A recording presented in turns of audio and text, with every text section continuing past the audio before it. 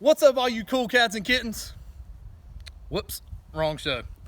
All right, guys, I know you have been waiting all week to see what kind of snake had that shed that I showed you earlier in the week. And without further ado, here it is. Just kidding. But I promise, if you will stay tuned to the other side of the intro, I will show you what kind of snake that was.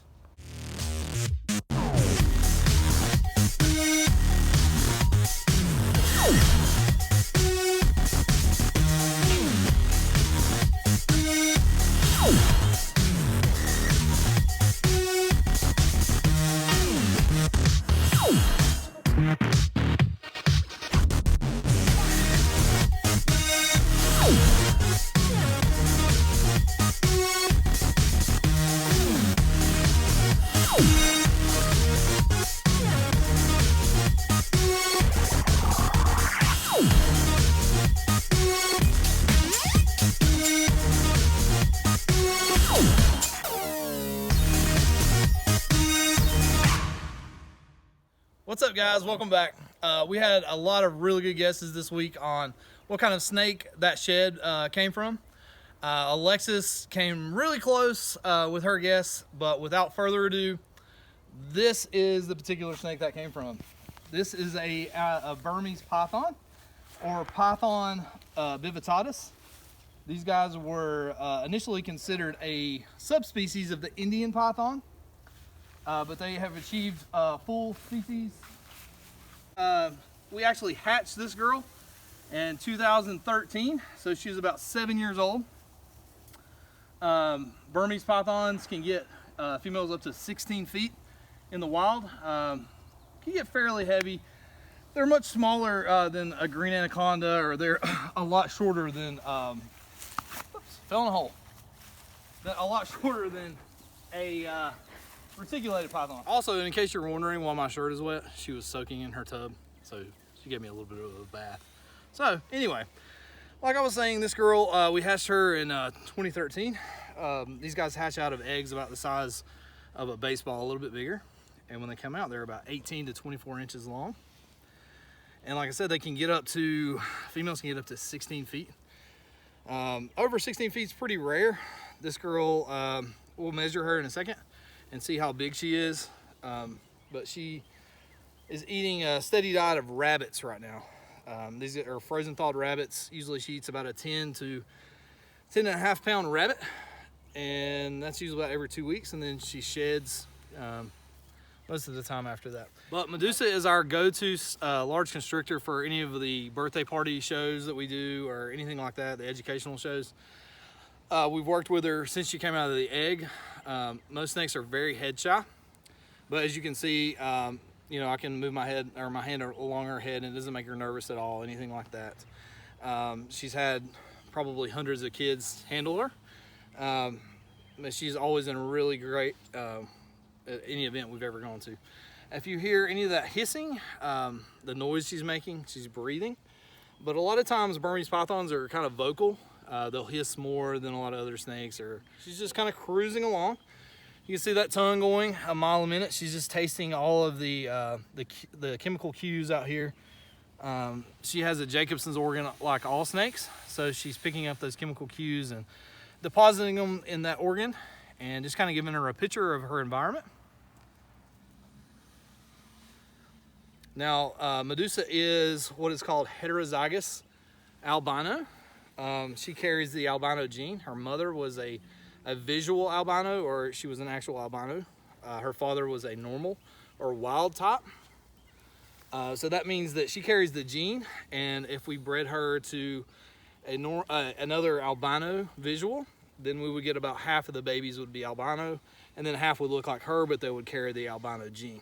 You'll notice her color. This is the normal wild type that you would see in the jungle. Would help her blend in, camouflage. There's not a whole lot with that would be a predator of these guys in the wild, maybe tigers or king cobras in their native range. Once they get to a large size, though, there's not much that would prey on them. If you'll notice how shiny she is, she just shed recently. They get a real bright shine to them once they've shed, and they're really iridescent. You can take a look at her belly. These are called her ventral or belly scales. They're really wide.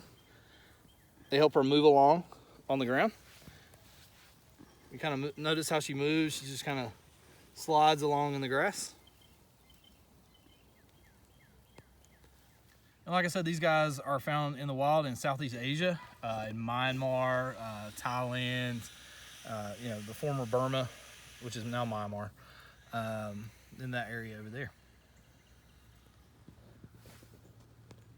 But you can hear her breathing, kind of hissing a little bit.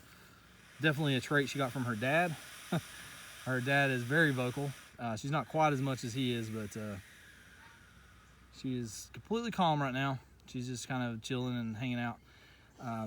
One way that a lot of people ask is, how do you tell if a snake is upset or, you know, gonna bite you or something like that? Snakes will kind of recoil in a S position and kind of pull back on themselves if they're gonna bite. You know, right now she's completely calm. She's just kind of hanging out and chilling with us.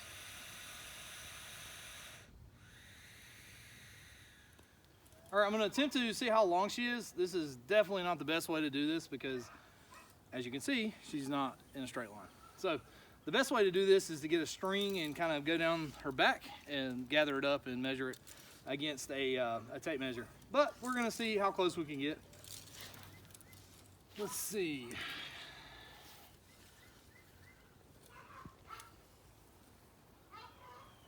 That is 10 feet right there, and she is not completely straight.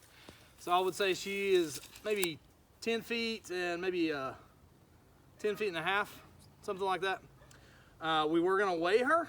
We also found out that the scale is not gonna cut it. So like in the Immortal Jaws, we're gonna need a bigger scale. So you just learned some information about my girl Medusa. I now would like to introduce you to her future husband, Poseidon.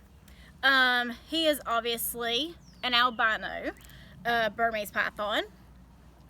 And if you know anything about mythology or anything like that, then you understand why his name is Poseidon, since hers is Medusa. I'll let you figure that one out. He is not quite big enough to be her husband, so that's why I'm saying future husband.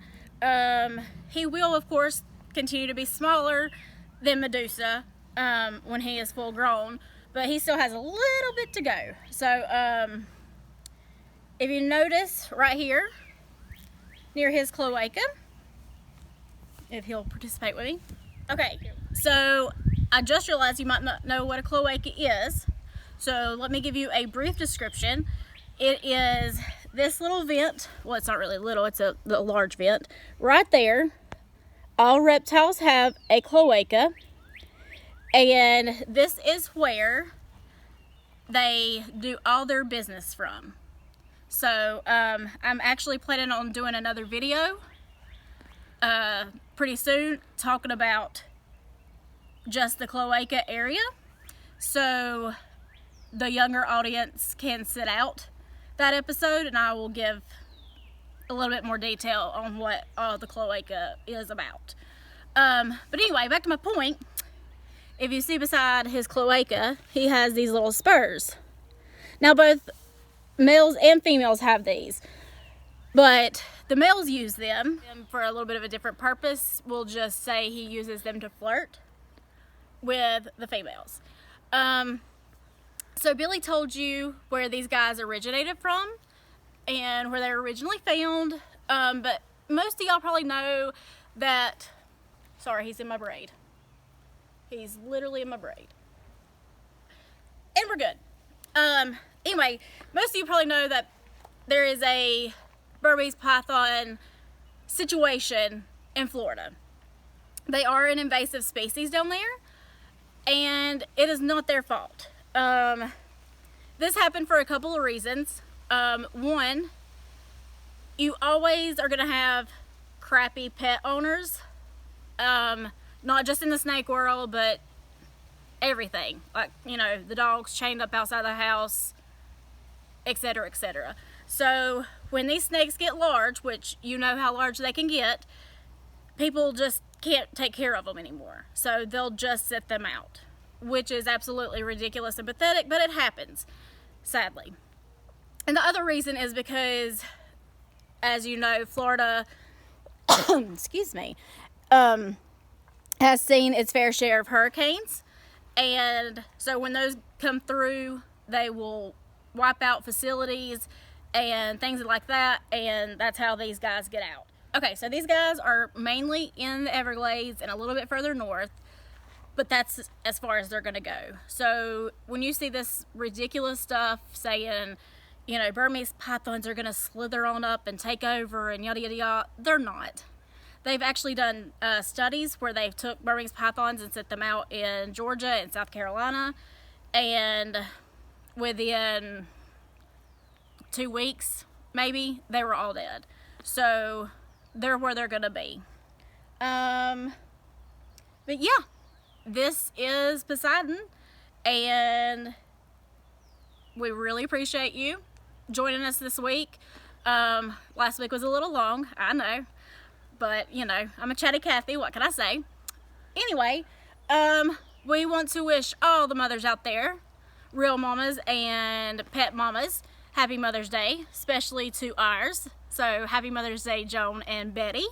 And we love you so very much and appreciate everything y'all do for us. That's it for this week. So come back and join us next week on Beanie Reptiles. Bye.